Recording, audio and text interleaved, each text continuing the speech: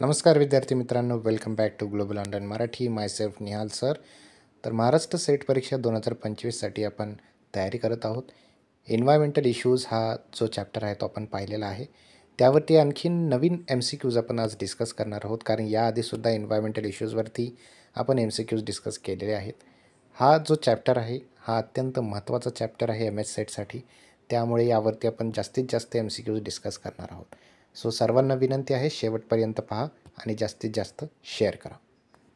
Lecture सुरू करण्याआधी महत्त्वपूर्ण सूचना म्हणजे येणाऱ्या महाराष्ट्र सेट एक्झामिनेशनसाठी आपल्याकडे पेपर 1चा फुल कोर्स अवेलेबल आहे. यामध्ये तुम्हाला मॉक टेस्ट मिळणार आहे, संपूर्ण अभ्यासक्रमावरती नोट्स मिळणार आहेत, व्हिडिओ लेक्चर्स मिळणार आहेत आणि सरावासाठी MCQज आणि PYQजचं PDF मिळणार आहे. सो सर्वांनी या दिलेल्या नंबरवरती फटाफट व्हॉट्सअप मेसेज किंवा व्हॉट्सअप कॉल करून हा कोर्स जॉईन करायचा आहे. बघा, या ठिकाणी स्क्रीनवरती तुम्हाला प्रश्न दिसत असेल.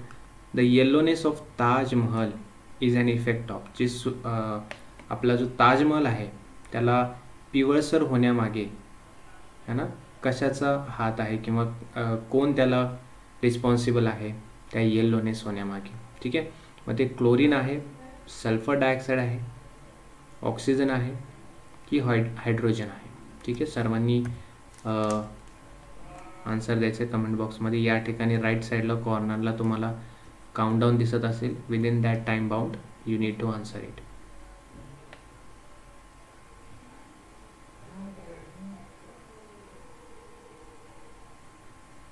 Okay,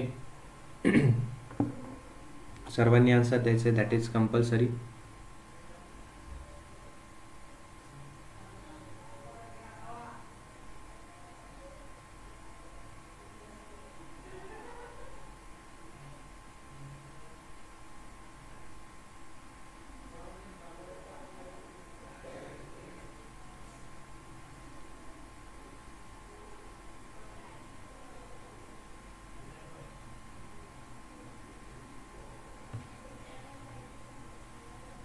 okay, so right answer is sulphur dioxide. Okay, option B ज्याने दिले त्यांचा राईट आन्सर आहे.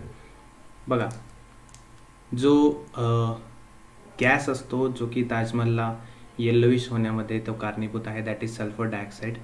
ओके, जेव्हा सल्फर जो असतो तो केमिकल्स किंवा गॅसेसमधून जेव्हा बाहेर पडतो आणि ऑक्सिजनसोबत त्याचं रिॲक्शन होतं ॲटमॉस्फिअरमध्ये, तेव्हा तो सल्फर डायऑक्साईड तयार होत असतो. ठीक आहे, आणि तो sulphur dioxide is the major reason to making yellowish colour of the Taj Mahal. Okay, emission of gases such as carbon dioxide, sulfur oxide, nitrogen oxides from industries and factories increase, thereby increasing air pollution. म्हणजे हे सर्व gases जे आहेत ते इंडस्ट्रीजमधून emit झालेले असतात आणि त्याच्यामुळे काय होतं, पोल्युशन जे आहे ते वाढत असतं. ठीक आहे, पुढचा प्रश्न बघा.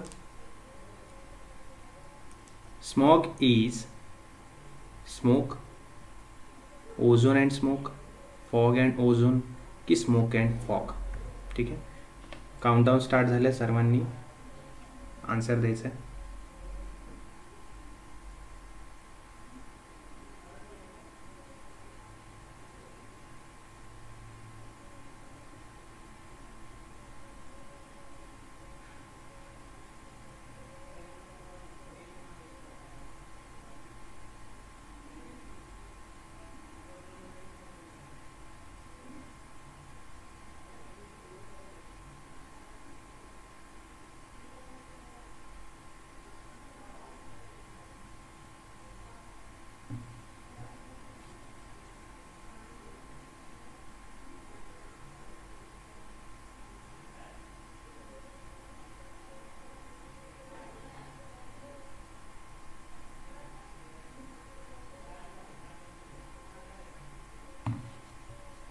So right answer is what? Option D.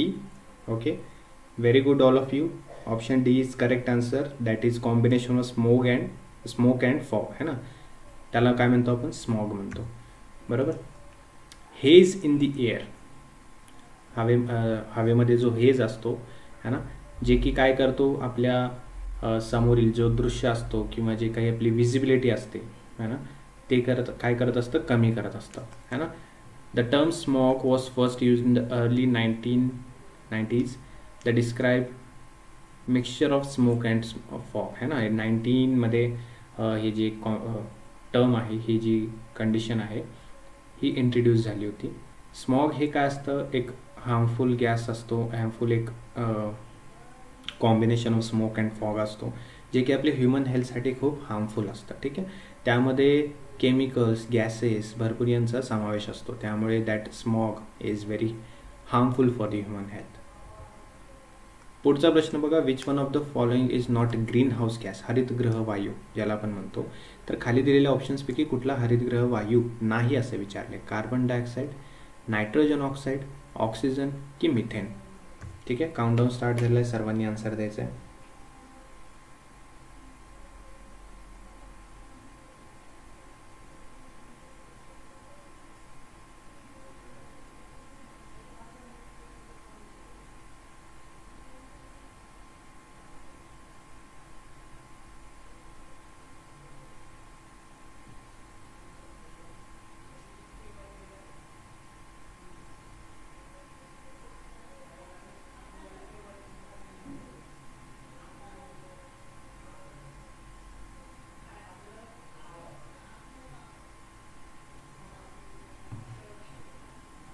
Okay. So correct answer is that is option C, oxygen. ठीक आहे. बघा, जे ग्रीन हाऊस गॅसेस आहेत, प्रायमरी ग्रीन हाऊस गॅसेस है ना, त्यामध्ये आहे वॉटर वेपर, कार्बन डायऑक्साईड आहे, मिथेन आहे, नायट्रस ऑक्साईड आहे, ओझोन आहे. ठीक आहे. काही greenhouse gases Venus, Mars, Titan यावरती सुद्धा आढळले जातात. त्यामध्ये बघा, त्याच्या व्यतिरिक्त जे नायट्रोजन आहे, ऑक्सिजन आहे, आर्गॉन आहे, हे सर्व ग्रीन हाऊस गॅसेस नाही आहेत. ठीक आहे. तर कुठले कुठले आहेत आणि कुठले कुठले नाही आहेत हे तुमच्या समोर आहे. तर दोन्ही गोष्टी लक्षात ठेवा, तुमच्या एक्झामिनेशन पर्स्पेक्टिव्हने खूप इम्पॉर्टंट आहे. कुठले ग्रीन हाऊस गॅसेस आहेत आणि कुठले ग्रीन हाऊस गॅसेस नाहीत. ठीक आहे. पुढचा प्रश्न बघा, which of the following is not water born disease, म्हणजे असं कुठला आजार आहे है ना, तो की जो की वॉटर बॉर्न डिसीज नाही, म्हणजे पाण्याचं सेवन करण्यामधून होत नाही. Measles, typhoid, cholera, hepatitis. ठीक आहे.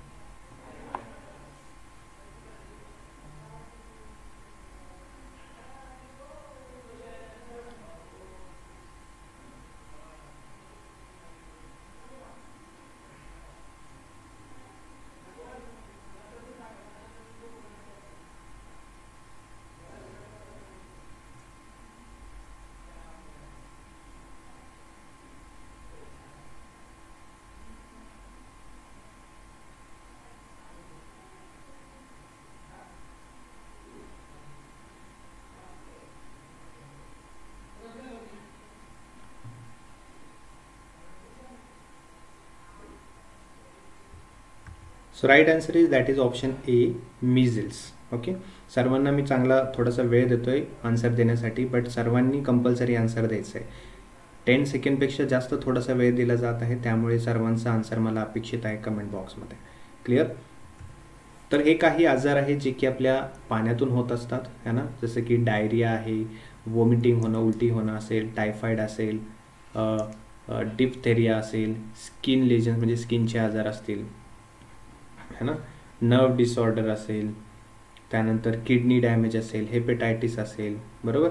अशा प्रकारचे सर्व आजार कशातून होतात, तर पाण्यातून होणारे आजार आहेत है ना, त्याला आपण म्हणतो वॉटर बॉर्न डिझिजेस. ओके. पुढे बघा, which of the following is called secondary air pollutants है ना. आपण लेक्चरमध्ये पाहिलं होतं प्रायमरी एअर पोल्युटंट्स कुठले असतात, सेकंडरी एअर पोल्युटंट्स कुठले असतात है ना. तर त्यावरचा हा प्रश्न आहे की सेकंडरी एअर पोल्युटंट यामध्ये कुठला आहे. ठीक आहे. PM म्हणजे particulate matters, ozone, carbon monoxide की नायट्रोजन डायऑक्साईड. ठीक आहे.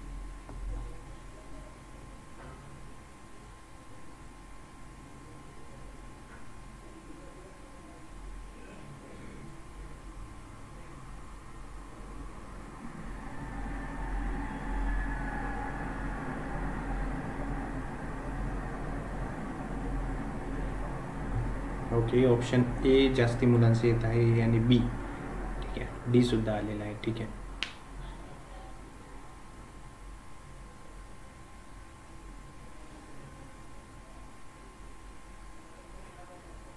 Okay, so option B is the correct answer. ठीक आहे, ozone is the secondary air pollutant. बघा, एकतर प्रायमरी आणि सेकंडरी एअर पोल्युटंट्स काय असतात ते आपण पाहूया. प्रायमरी एअर पोल्युटंट्स म्हणजे जे की डायरेक्टली आपल्या ॲटमॉस्फिअरमध्ये, आपल्या एअरमध्ये काय होत असतात, एमिट होत असतात. ठीक आहे, उत्सर्जित होत असतात. आणि सेकंडरी एअर पोल्युटंट्स म्हणजे जे की प्रायमरी एअर पोल्युटंटसोबत रिॲक्ट होत असतात आणि एक नवीन काहीतरी क्रिएट होत असतं. ठीक आहे, त्याला म्हणतो आपण सेकंडरी एअर पोल्युटंट. तर यामध्ये PM असेल म्हणजे पार्टिक्युलेट मॅटर्स असेल, है ना. एक्झाम्पल ऑफ प्रायमरी पोल्युटंट्स, तर त्यामध्ये सल्फर डायऑक्साईड आहे, कार्बन मोनॉक्साईड आहे, है ना, नायट्रोजन ऑक्साईड आहे, पार्टिक्युलेट मॅटर आहे. बरोबर, हे सर्व काय आहेत, हे प्रायमरी पोल्युटंट्स आहेत. हे डायरेक्टली आपल्या एन्व्हायरमेंटमध्ये पसरत असतात, आपल्या एन्व्हायरमेंटमध्ये एमिट होत असतात. बरोबर. आणि सेकंडरी एअर पोल्युटंट्समध्ये कुठला आहे, मग ग्राउंड लेवलचं ओझोन असेल, ॲसिड रेन असेल, है ना, न्यूट्रियंट्स एनहॅन्सिंग कंपाऊंड्स असतील काही, है ना. तर हे सर्व काय आहेत, तुमचे सेकंडरी एअर पोल्युटंट्स आहेत.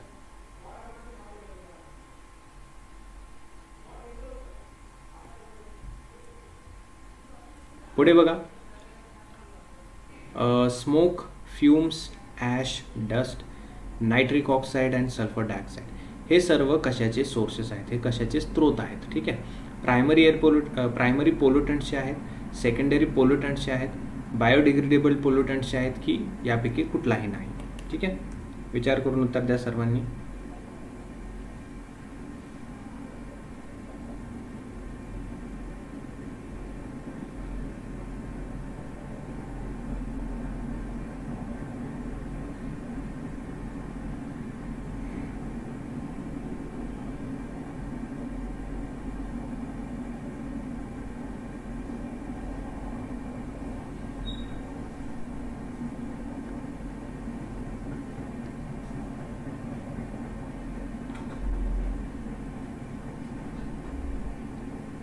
बघा, option A is the correct answer, that is primary pollutant.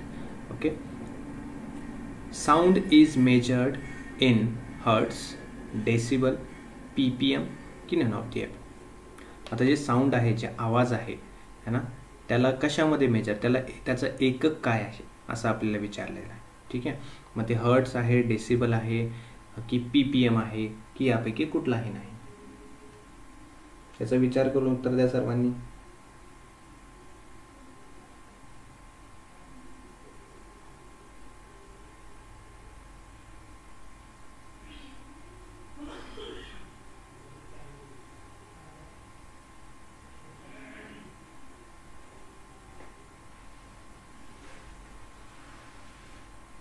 Okay, so right answer is option B. ठीक आहे, डेसिबल. साऊंड जे आहे ते आपण डेसिबलमध्ये मोजत असतो, मेजर करतो. म्हणजे साऊंडचा जो एकक आहे दॅट इज डेसिबल असं म्हणतो आपण. ठीक आहे, तर हर्ट्स हे एक युनिट आहे फ्रिक्वेन्सी मोजण्यासाठी. ठीक आहे, दॅट इज अ युनिट. त्यानंतर डेसिबल जे आहे ते साऊंड मेजर करण्यासाठीचं युनिट आहे, एकक आहे. ठीक आहे, PPM जे आहे किंवा PPMM जे आहे ते जी कंटॅमिनेशन आहे ना, amount of contaminants in the soil and sediments, ते मोजण्यासाठीचं एक एकक आहे किंवा मेजर करण्यासाठीचं एक एकक आहे. ठीक आहे, PPM, डेसिबल आणि hertz. The level of sound during the normal conversation is, normal conversation जो असतो त्यामध्ये किती डेसिबलचा जे लेवल आहे तो असतो. 20 डेसिबल, 40 डेसिबल, 60 डेसिबल की 80 डेसिबल. विचार करून उत्तर द्या सर्वांनी. दॅट इज कॉमन क्वेश्चन की नॉर्मल कन्व्हर्सेशनमध्ये किती डेसिबल इतका आवाज असतो.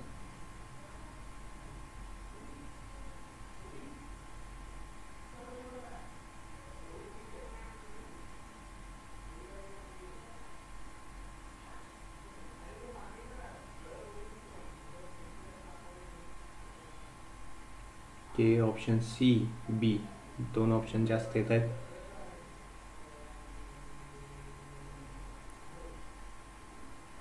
ठीक आहे, तर करेक्ट आन्सर आहे option C, that is 60 decibel is the normal level in the conversation.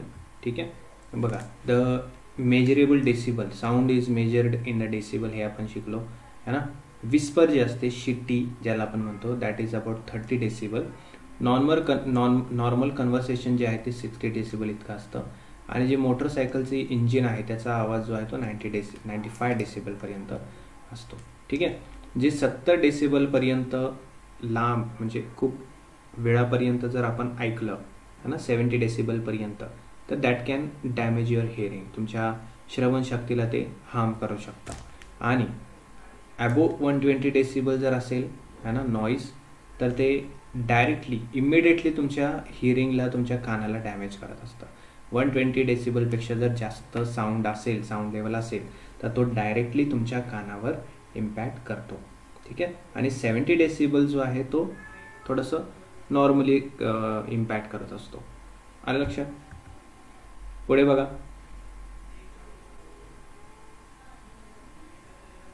क्लासचा टायमिंग आपला रोज रात्री 9 वाजता असतो है ना. 9 वाजता आपला पेपर 1चा लेक्चर असतो, तर तुम्ही रोज संध्याकाळी 9 वाजता अटेंड करू शकता. ठीक आहे. The process of burning municipal solid waste, बरोबर, under suitable temperature and conditions in a specific furnace is called. आता ही जी प्रोसेस सांगितली आपल्याला, ठीक आहे, कसली प्रोसेस सांगितली आहे, तर म्युनिसिपल सॉलिड वेस्ट जे आहे, ठीक आहे, नगरपालिकाचा जो घनकचरा असतो है ना, सॉलिड वेस्टचा असतं, ते एका विशिष्ट भट्टीमध्ये है ना, एका पर्टिक्युलर तापमानावरती त्याला काय केलं जातं, नष्ट केलं जातं. ठीक आहे. तर त्या प्रोसेसला काय म्हटलं जातं, त्याला लँडफिल म्हटलं जातं, इन्सिनरेशन म्हटलं जातं, रिसायकलिंग म्हटलं जातं, की वर्मी कंपोस्टिंग म्हटलं जातं. ठीक आहे. तुमच्या समोर आहेत options A, B, C, D. ठीक आहे. राईट आन्सर जे असेल ते सर्वांनी सांगायचं.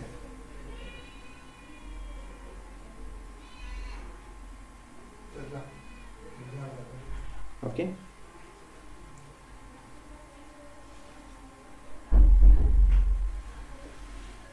Okay. So correct answer is that is incineration. जे एका विशिष्ट टेम्परेचरवरती जाळलं जातं है ना, बर्न केलं जातं, that condition, that process is called incineration. ठीक आहे. बघा, लँडफिल काय असतं, जे डिस्पोजल आहे, जो कचरा असतो है ना, त्या कचऱ्याला, त्या टाकाऊ गोष्टींना, त्या मटेरियलला काय केलं जातं, पुरलं जातं है ना, एका जमिनीमध्ये पुरलं जातं सॉरी, बरोबर, त्याला म्हटलं जातं लँडफिलिंग. इन्सिनरेशन हे काय आहे, इन्सिनरेशन प्रोसेस जी आहे त्याला आपण बर्निंग म्हणतो है ना, जे वेस्ट आहेत है ना, त्याला काय केलं जातं, बर्न केलं जातं.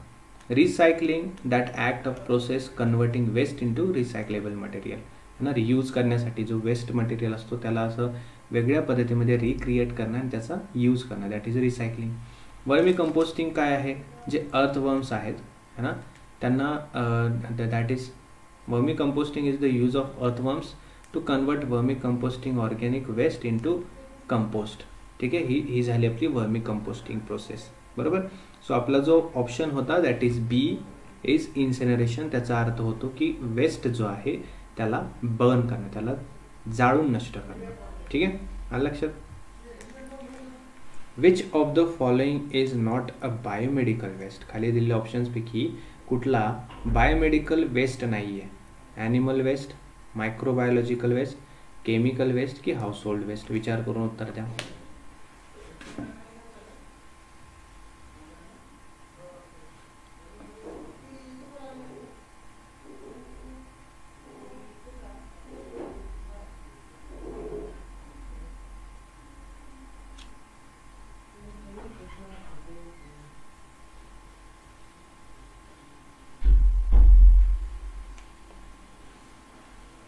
Okay, so correct answer is that is option D, household waste. It is not a biomedical waste. ठीक है. Biomedical waste is a waste containing infectious है ना materials. त्यानंतर जसे की packaging, unused bandage, infusion kits, हे सर्व एक्झाम्पल्स आहेत बायोमेडिकल वेस्टचे. Okay. Biomedical waste can be solid और लिक्विड, जसे की त्यामध्ये डिस्कार्डेड ब्लड आहे, शार्प्स आहेत है ना, अनवॉन्टेड मायक्रोबायोलॉजिकल डिपॉझिट्स आहेत, बरोबर, बॉडी पार्ट्स असतील, ह्युमन ॲनिमलचे टिश्यूज असतील, ह्या सर्व गोष्टी आहेत तुमच्या बायोमेडिकल वेस्ट. ठीक आहे. तर त्यामध्ये हाऊसहोल्ड वेस्ट जो आहे, घरगुती कचरा, that is not the household waste, sorry the biomedical waste. ठीक आहे. पुढचा प्रश्न बघा, which of the following are causes air pollution. खाली दिलेल्या ऑप्शन्सपैकी कुठला असा ऑप्शन आहे जे की, किंवा कुठले असे ऑप्शन्स आहेत जे की एअर पोल्युशनला कारणीभूत आहेत. ठीक आहे. Climate change, green house gas emission, heavy vehicles movement. सोपा प्रश्न आहे, विचार करून उत्तर द्या. मग त्याचा राईट आन्सर 1 आणि 2 हे असू शकतं. 1, 2, 3 म्हणजे सर्व असू शकतात. फक्त 1 आणि 3 असू शकतं, किंवा फक्त 2 आणि 3 हे असू शकतं. ठीक आहे. तर त्याचं राईट आन्सर काय असू शकतं हे सर्वांनी क्लिअरली कमेंट बॉक्समध्ये सांगायचं.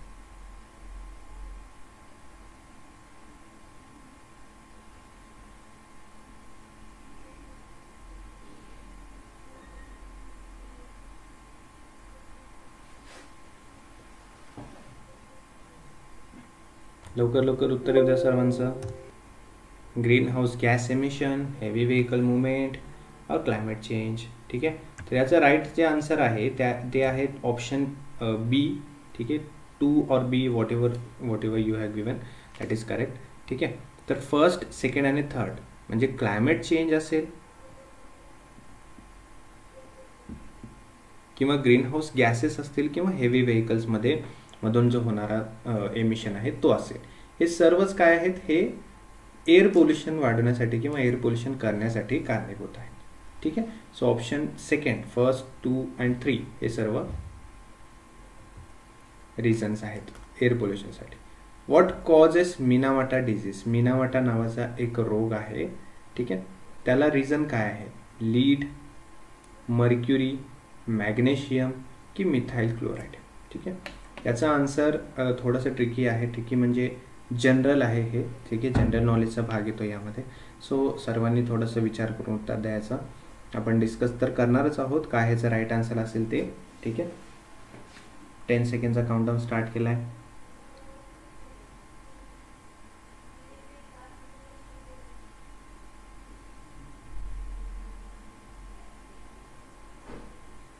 सर्वांनी लवकर लवकर आन्सर द्यायचं याचं.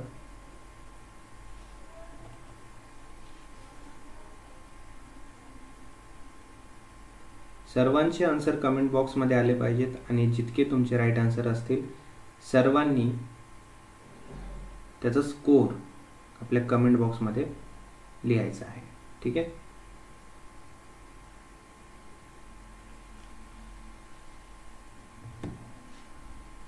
Okay. So correct answer is that is mercury. Mercury is the reason for the Minamata disease.